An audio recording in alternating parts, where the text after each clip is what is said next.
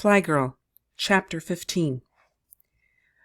Flight 2 lost a few more girls on our first solo tests. I think Melanie Michaels' departure screwed my flight's courage to the sticking place. All of us passed and began our intermediate training with little fanfare and a lot of hard work. Instructor Jenkins is a complete professional in the classroom. Since that night at the Avengerette, no one has mentioned our slow dance, not even him. Ladies, when you leave these fine flying fields, you will be stationed from California to Delaware. Some of you will be towing targets for artillery practice. Some of you will fly test planes or weather checking missions. Many of you will ferry airplanes from the factory to the coast. All of you will need to trust your instruments to fly. I bounced my pen on my notebook, waiting for him to tell me something I'll need to remember. Up to now, most of our classes have been about theory. Today we try our hand at link trainer. We follow Jenkins to the training room and stand nervously while he shows us the equipment. The room itself looks just like the beginner classroom, except the student desks are on a platform and the lower third of the floor is taken up by the link. The link trainer is a simulator. It looks like an airplane, cockpit, black metal and bullet-shaped, but unlike a plane, the top of the cockpit is dark. Once inside, you're flying blind, with only the dials and gauges on the control panel to tell you which way is up. I'm so anxious to get started, I volunteer to go first. The cockpit closes over me with a sharp click. Climbing into the link is a little like going underwater. Shut inside with that warm darkness, suddenly I'm drowning in Lake Pontchartrain all over again. "Miss Jones, can you hear me?" Jenkins' voice comes over a radio speaker, loud and clear. It's hard to believe that just a few feet away, Lily and Patsy are standing with the rest of my class. Jenkins himself sits at a control panel that mirrors my own. He'll know every move I make. I take a deep breath. "Affirmative," I say. My voice is strained. I'm sweating, even though the box isn't hot. It's just like a cockpit, same size and shape, but it feels smaller, like my knees are tucked into my chest. "Breathe, Ida May, breathe."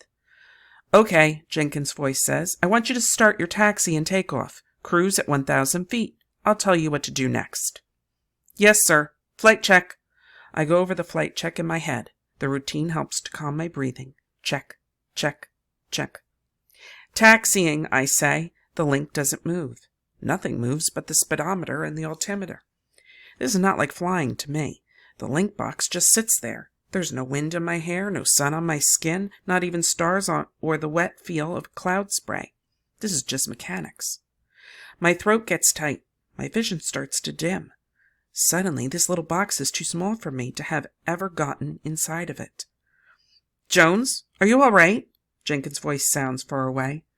I don't know how long he's been calling my name. I try to respond, but I can't. I'm drowning. I start to bang on the hatch.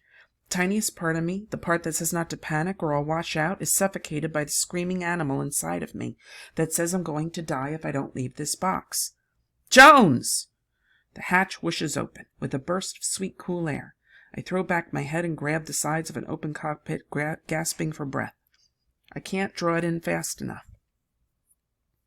A hand takes mine. I hold on to it the way I held on to my daddy's hand beneath the lake, feeling it pull up into the light. "Slow down, Ida. Take a deep breath and open your eyes." Walt Jenkins is there, his hand clutching mine, a look of worry in his eyes. I cling to his hand and fight to do as I'm told. With each slow breath, my panic slides away. Embarrassment takes its place. The whole class is watching us. It feels worse than our dance at the Avengerette. Jenkins lets go of my hand, his eyes no longer worried, and squeezes my shoulder. "Thank you, Miss Jones. That will be all." My stomach hits the floor. I leave it and all my big dreams behind in the link. That will be all. I'm going to be sent back home. My legs tremble slightly. I go stand between Patsy and Lily, who give me worried looks, but otherwise leave me be. I wonder if failure can rub off onto other people, the way Melanie Michaels must have rubbed off on me. But that's ridiculous. In the end, I fail because I'm lying. I'm only pretending to be white. White kids never tangled in the undertow of Lake Pontchartrain. As light as I am, no matter what I do, I'm still that little colored child who almost drowned. And that, ladies, was a classic example of what can happen while flying under the hood, Instructor Jenkins says, using the more common term for flying instruments only under a covered hatch. It's called a panic attack, and in this case brought on by claustrophobia. Jenkins smiles at me, and I want to slap the smile off his face. How did I not hear the sarcasm in that friendly voice before? Melanie did. Now I do too. Like the instructor at Tuskegee, it hurts to hear. Maybe he sees the look on my face, but Jenkins stops smiling. Don't worry, Miss Jones. It happens to the best of us. He takes a step toward me, and his voice softens. It happens to most of us. You get inside the box or a plane at night, and you don't know up from down. I feel flush. Fortunately, he turns back to face the rest of the class. Why does this man make me feel so flustered? We're creatures of the daylight, ladies, Jenkins continues. We like the sky above us and the earth below.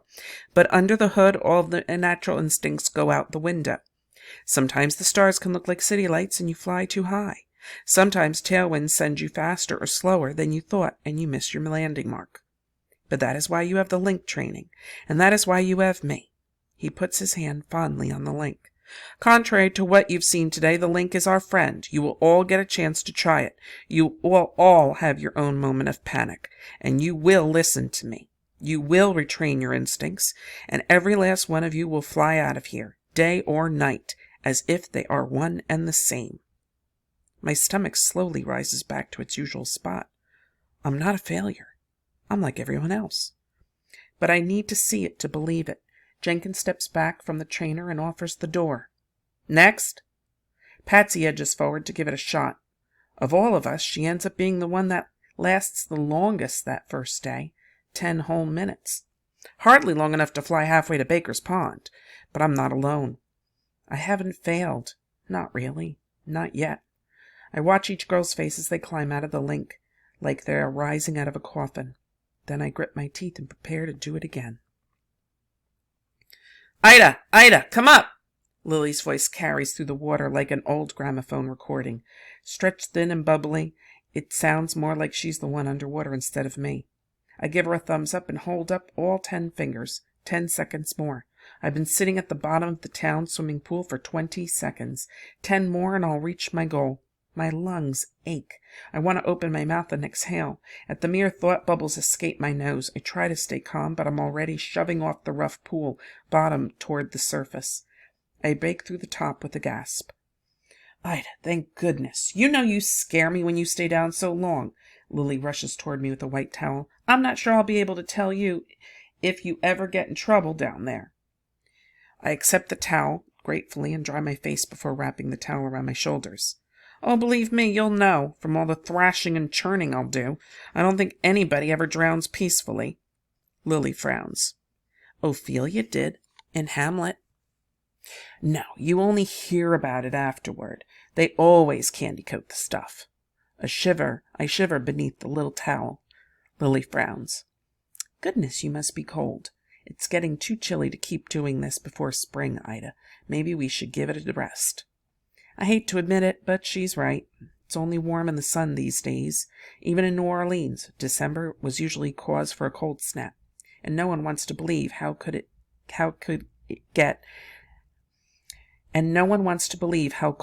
it can get in the South in the wintertime, even without snow.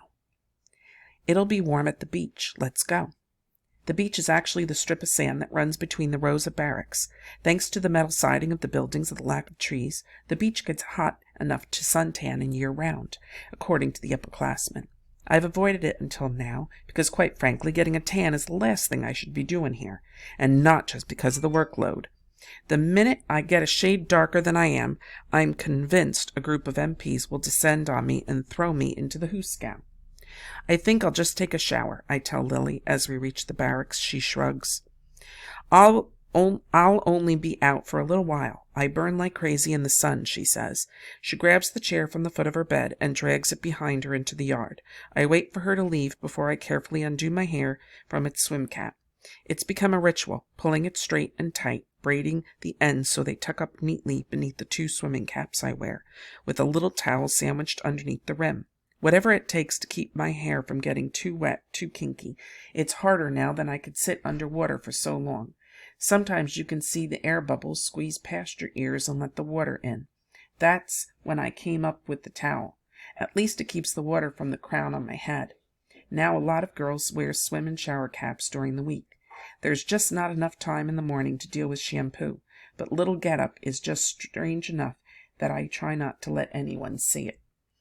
Once my hair is safely unbraided, I comb setting lotion through with my fingers and look out the door while I massage it into the damp ends. Colored or white, setting lotion is a girl's best friend. It can help style hold all day, or, in my case, keep my hair from frizzing up. The smell of the lotion reminds me of Jolene and how we'd sit together at the beauty parlor on our days off, laughing and gossiping under the big hair dryers. My stomach feels hollow from missing her. With all of the studying and flying, I'm usually too busy to feel homesick. But not today. Today is a lazy day. It's hard not to think of home. Outside the door, Lily and about 7 other girls are out there, stretched out in their swimsuits and nighties on the strand, their desk chairs tilted seat down on the ground so that they can use the backs like lounge chairs. It's down to a fine science, the art of sunbathing at Avenger Field. Patsy waves at me from her lounge chair. I smile and turn to take my shower. The hot water feels good running over my shoulders. I've tucked my hair into a shower cap to help the lotion soak in, and the water bounces off it in a rapid pitter-patter. I sing little bits of zoots, suits, and parachutes in my off-key voice. Halfway through, I switch to that ditty Jolene and I used to listen to when we cleaned the Wilson place. "'Tain't what you do, it's the place that you do it. 'Tain't what you do, it's the time that you do it." By the time I'm out of the shower, the other girls have come in from the beach. "Almost ready, Ida?" Patsy calls. I quickly pull a sweater and skirt. Christmas is coming to Avenger Field. We're going into town to shop for the holidays. "Ready when you are." Patsy and Lily have joined with some of the girls from the barracks next door to take us into town. One of the girls is from Houston. She drove to training and keeps her car at the field. I haven't spent much time in the actual town of Sweetwater.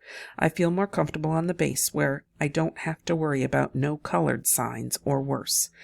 Still, I'm feeling good after my successful swim lesson, and I desperately want to get Mama Grandy and the boys something nice for Christmas. The ride into town is chilly, chillier than it's been in Sweetwater since we first arrived. Bad enough it's December, but the cold gets even worse at night. On the open plains, it drops 20 degrees or more when the sun sets. I'm going to have to buy myself another sweater, I tell Lily as we climb out of the car. "We're the same size. I've got a dozen of them in my trunks," she says. "You can have whatever you need." The rest of us stop in our tracks. "You still have your steamer trunks?" Patsy asks. "I thought they made everyone ship them back home after the first day." Lily blushes deep red. My mother was horrified at the thought of leaving me out in the wilds of America, improperly dressed. She doesn't know about Urban's turbans or the zoot suits or anything. It would kill her. So my clothes are in storage down at the train station. Don't tell anyone at the base. She shakes her head. It really is too much. We laugh and head off down Main Street to see what we can see. "I think I'm going to buy a new tablecloth for Mrs. Harper," Patsy says. "She was the sweetest little lady you could ever meet. Ran the boarding house in Florida where I lived last season with my air show. Closest thing I've got to family. Next to you girls." "Oh, Patsy," Lily says. We squeeze her hands, and she squeezes back.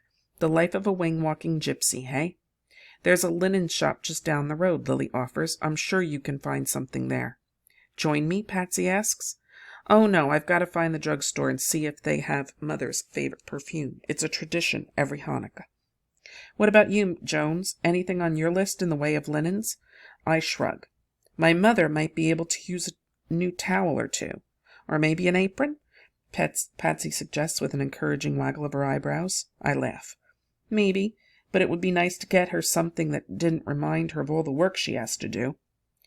"There's always perfume," Lily suggests. The thought makes me laugh again. "You don't know my mother. She'd say, 'Ida May, God gave us soap to keep us clean. Why did I need to cover it up with lilacs or lilies?' Oh, no offense, Lily," I add. But Patsy and Lily are both laughing.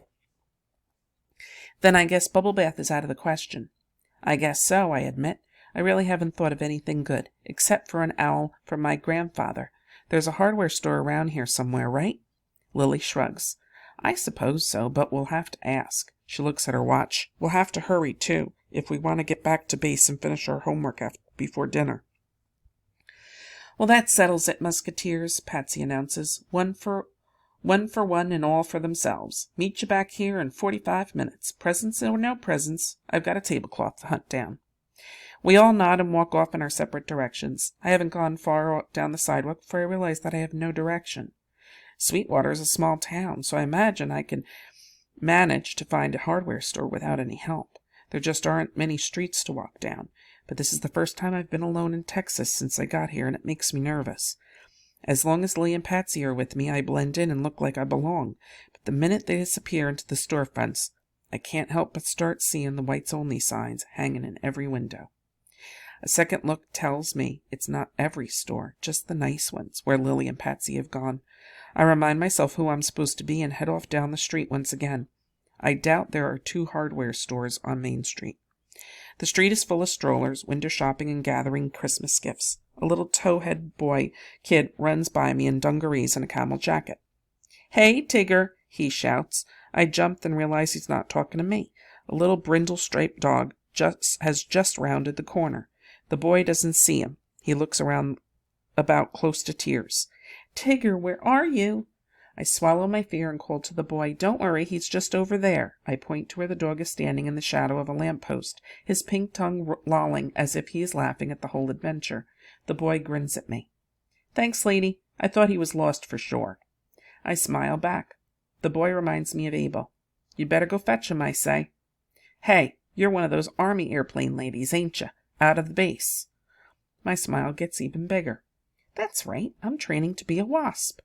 The boy's eyes gleam with what I mistake for enthusiasm. Too late, I realize it's mischief. My mama says the wasp are easy women. Loose as a goose, she says.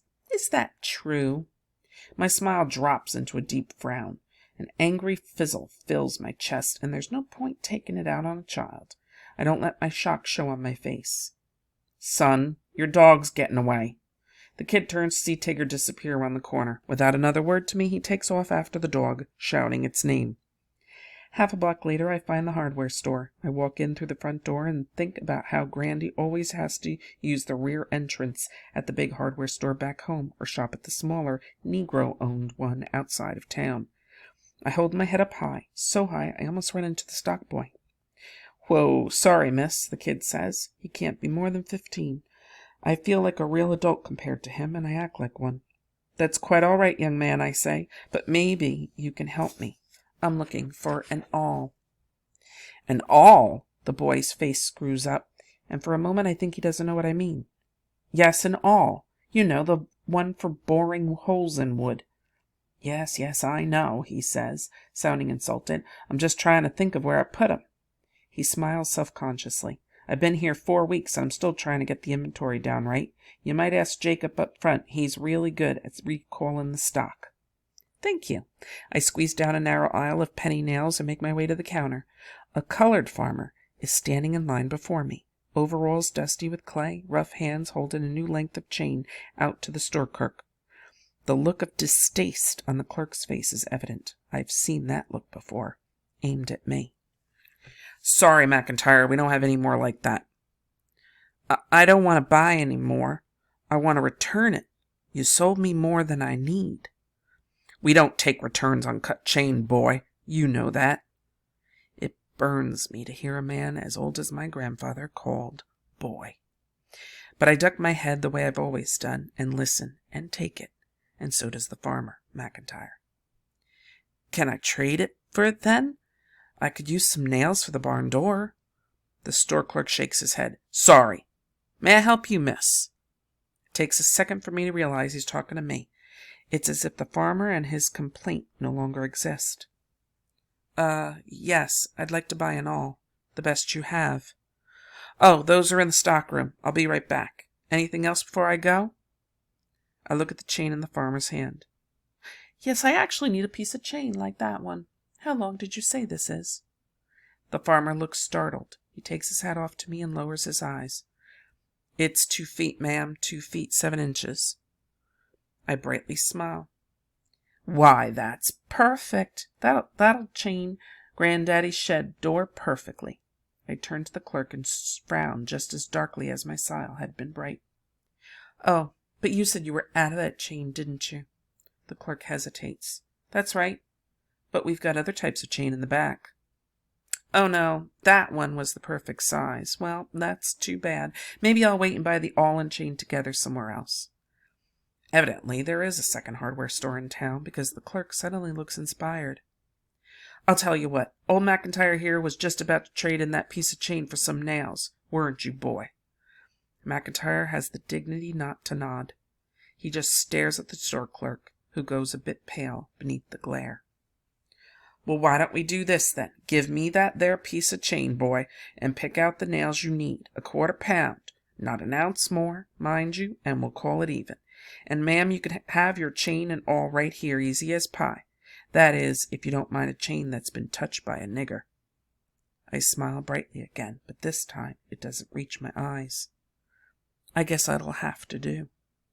McIntyre shakes his head and drops the chain on the counter. The clerk watches over him as he measures out a £1/4 of nails. It bothers me enough that I clear my throat. I really am in a bit of a hurry, I say. Oh, of course. The clerk takes a last look at the farmer and hurries to the back stockroom. McIntyre takes his time filling the little paper sack with the nails. But when he's done, it weighs exactly a £1/4. He puts his hat back on and nods without looking at me. I do my best to ignore him, like a white lady should, but I can't help a little smile. He passes close to me as he leaves the store. In a voice so quiet, I barely hear him, he says, "Child, you're gonna get yourself killed, or worse, doing what you're doing." I look at him in surprise, and I know that he sees me for what I am, a colored girl playing at being white. My stomach twists and I feel my cheeks start to burn. I look up and the stock boy is standing in the aisle watching us. The old farmer takes the chain off the counter and drops it in my hands. "Get on out of here now," he says. The door swings shut behind him, bell chiming as it closes. My heart pounds in my ears and I drop the chain. The jangle of metal makes the stock boy jump. He rushes to pick it up, but his eyes are on me. I feel cold, and now this skinny little white boy is staring at me like an ape in the zoo. The clerk abruptly reappears, all smiles with my all. His face falls when he sees the chain on the floor. "Damn it, Henry," he says to the stock boy. "Sorry, ma'am. Watch your step there. I've got that all for you." I can't reply for fear that my voice will shake, and then what will this white man think? The stock boy, Henry, puts the chain on the counter. I swallow hard. Move, Ida, before the stock boy says anything, but my legs feel weak. Killed, or worse, the farmer said. I stumble on a knot in the wooden floor and have to catch myself. "Ma'am," the clerk says with concern, "are you all right?" "No, I fumble through my purse for money. Calm down, Ida, I plead with myself. He's just a stock boy. Even if he did hear what the farmer said, he's a kid. I'm a woman, a white woman. Just stick with it." It's harder than any flight maneuver I've ever performed, but I manage to find my wallet and pay hurriedly. Sweat on my brow, my hands shaken. "Thank you," my voice comes out in a dry whisper. The clerk frowns. "I can call a doctor for you." "No, I'm fine, just fine." I force myself not to glance back at the stock boy as I rush past him and back outside in the cool December air.